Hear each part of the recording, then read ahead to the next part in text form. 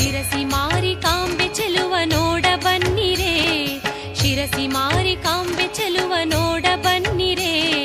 ಭಕ್ತಿ ಭಾವದಿಂದ ತಾಯ ಪೂಜೆ ಮಾಡಿರೆ, ದೇವಿ ಪೂಜೆ ಮಾಡಿರೆ.